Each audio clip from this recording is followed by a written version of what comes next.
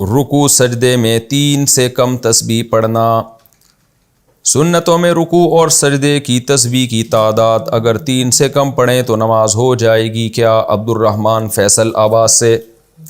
دیکھیں رکوع اور سجدے میں اگر ایک دفعہ بھی تسبیح نہ پڑھیں تو بھی نماز ادا ہو جائے گی، کیونکہ رکوع اور سجدہ کرنا نماز کے ارکان میں سے ہے۔ اس کے اندر تسبیح پڑھنا نماز کے ارکان میں سے نہیں ہے، بلکہ تسبیح پڑھنا سنت مؤکدہ ہے۔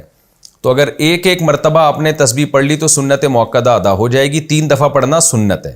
تو نماز میں کنجوسی نہیں کرنی چاہیے۔ کتنا ٹائم لگتا ہے؟ نبی صلی اللہ علیہ وسلم کا عام معمول تو یہی تھا کہ 3 دفعہ آپ سنت تسبیحات کم سے کم پڑھا کرتے تھے۔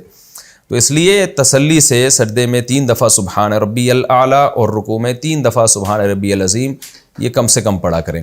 بہرحال کبھی جلدی ہو ایک دفعہ بھی پڑھ لی تو بھی نماز ادا ہو جائے گی، لیکن تسلی سے پڑھیں، اسپیڈ نہ ماریں۔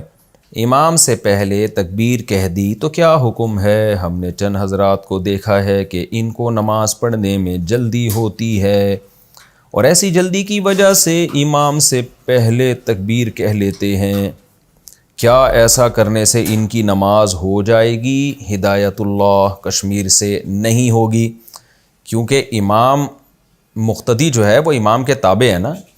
امام پہلے اللہ اکبر کہے گا، نماز میں داخل ہوگا تو پھر آپ امام والی نماز میں اللہ اکبر کہہ کے داخل ہوں گے۔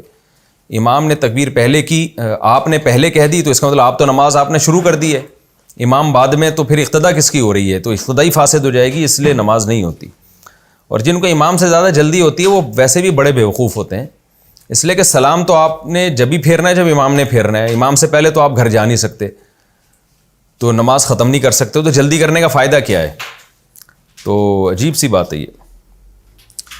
نماز میں اف یا آہ کی آواز نکالنا۔ اچھا یہ جو امام سے پہلے تکبیر ہے نا، تکبیر تحریمہ کی بات ہو رہی ہے۔ اگر رکوع سجدے کی تکبیر کسی نے امام سے پہلے کہہ دی تو گناہ تو ہوگا، لیکن نماز نہیں ٹوٹے گی اس سے۔ اچھا بھائی، نماز میں اف یا آہ کی آواز نکلنا، اگر کوئی نماز میں درد یا تھکاوٹ کی وجہ سے اف یا آہ کی آواز نکالے تو اس سے نماز پر کوئی اثر پڑے گا؟ ہدایت اللہ کشمیر سے۔ اگر غیر اختیاری طور پر آہ یا اف کی آواز نکل گئی ہے تکلیف کی وجہ سے یا کسی بھی وجہ سے تو پھر تو نماز ہو جائے گی، لیکن جان بوجھ کر اس نے اپنے اختیار سے اف یا آہ کہا تو پھر نماز اس سے فاسد ہو جاتی ہے، کیونکہ یہ الفاظ کلام الناس کے مشابہ ہیں اور نماز میں بات چیت سے نماز ٹوٹ جاتی ہے۔